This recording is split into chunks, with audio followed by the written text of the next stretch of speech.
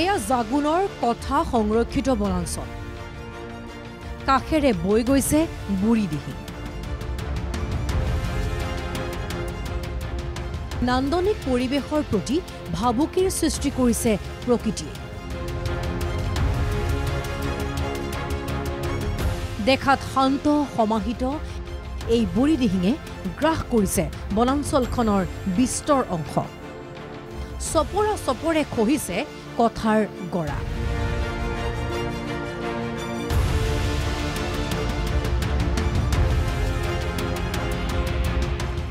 কথা বনাঞ্চলৰ বিঘাই বিঘাই মাটি জাহ গৈছে বুঢ়ীদিহিঙৰ বুকুত এই পথটোৰ অধিকাংশ জাহ গ'ল নৈ বুকুত বাৰিষা নৈখনে ভয়ানক ৰূপ ধাৰণ কৰি খহাই নিয়ে কথাৰ বৃহৎ ভূখণ্ড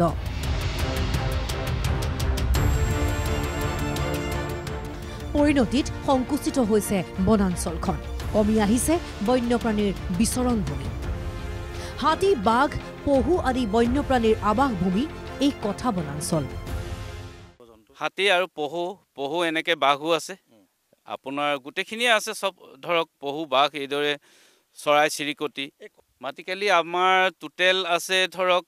1000 হেক্টৰ মান আছে আমাৰ ইয়াত টোটেলি আছে ডিগবৈ বন সংমণ্ডলৰ অধীনস্থ জাগুনৰ কথা বনাঞ্চল খহনীয়াৰ কবলত পৰাৰ কথা অজ্ঞাত নহয় সংশ্লিষ্ট বিভাগসমূহৰ কিন্তু নীৰৱ নিৰ্লিপ্ত নিৰুদ্বেগ নিষ্কৰ্মা বন তথা জলসম্পদ বিভাগ এই বছৰতে প্ৰায় আমাৰ 100 বিঘামান আমাৰ খহাই নিছে নদীয়ে আৰু খহোৱাৰ কাৰণে আমাৰ যথেষ্ট ধৰক ৰিজাৰ্ভখনৰ কাৰণে আমাৰ অসুবিধা হৈছে তাতে আকৌ আমাৰ কথা কাঠৰণি এখন গাঁও আছে গাঁৱৰ এই সৰু সৰু ল'ৰা ছোৱালীবিলাক স্কুল কলেজলৈ যায় সেইখিনিও বহুতখিনি অসুবিধা হৈছে গতিকে পাৰিলে ইয়াত এটা চৰকাৰে যদি এটা ভাল সুব্যৱস্থা লয় ধৰক এই নদীখন গৰাখহনীয়াৰ পৰা কিবা এটা ব্যৱস্থা লয় তেতিয়া যথেষ্ট ভাল হয় সংৰক্ষিত বনাঞ্চলখন সংৰক্ষণৰ বাবে চৰকাৰে শীঘ্ৰে ব্যৱস্থা গ্ৰহণ নকৰিলে কথা নিশ্চিন্ন হোৱাৰ উপক্ৰম ঘটিছে পৰিণতিত বন্যপ্ৰাণী আৰু মানুহৰ সংখ্যা বৃদ্ধি হোৱাৰ আশংকাও নথকা নহয়